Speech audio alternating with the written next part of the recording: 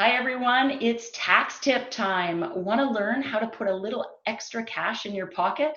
Joining us on today's coffee break is Debbie Wong, Vice President Tax Consulting at Raymond James Ltd.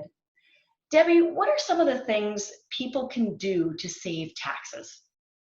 Well, first of all, some people may have had to liquidate some of their assets to cover their living expenses during the pandemic. So if you had to realize some capital losses, then the thing to remember is that you can carry back those capital losses that are realized in 2020 to the 2017, 2018, and the 2019 tax years.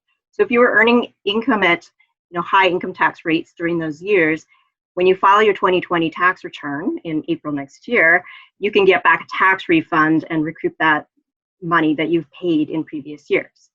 Alternatively, you can use those capital losses and carry forward them indefinitely into future capital to offset future capital gains.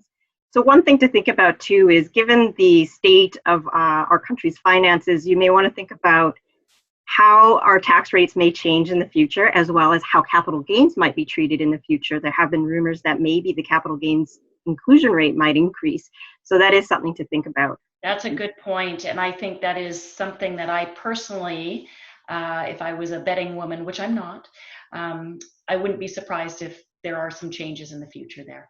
Right, so that's the first one. My second one is prescribed rate loans. So generally speaking, when a couple has an imbalance in assets, one spouse cannot simply give assets to another spouse and be able to split the investment income because of the tax attribution rules. So one way around that is to use a prescribed rate loan to loan the funds to your lower asset spouse and have them report the investment income on those investment assets.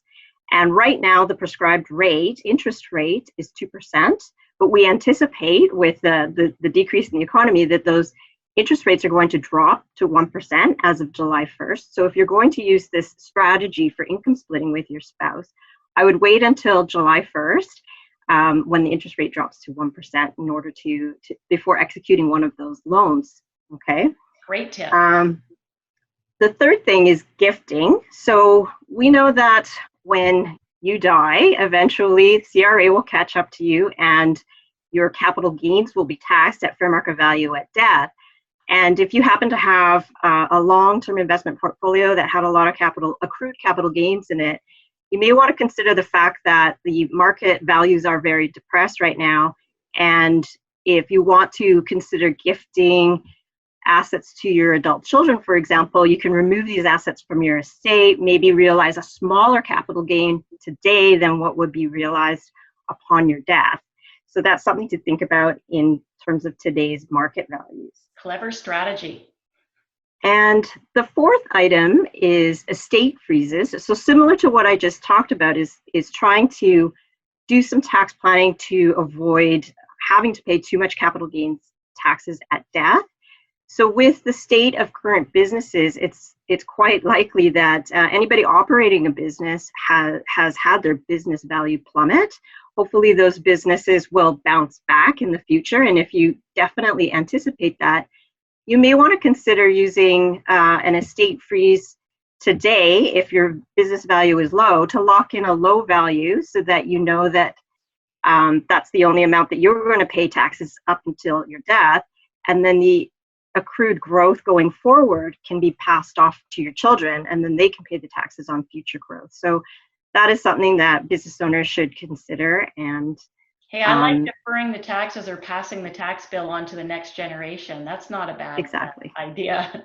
So exactly. There's a lot of things to consider in these 4 tips that you've suggested people look at. Where do people go next to explore further to see what's a fit for them? So people should reach out to their tax professionals and their financial advisors, or you can find a financial advisor at raymondjames.ca to find an advisor near you. Thank you, Debbie. And for those of you out there, if you enjoyed this and want to learn how to make smarter financial decisions, go to thewealthylife.com. And that's our coffee break. See you next time.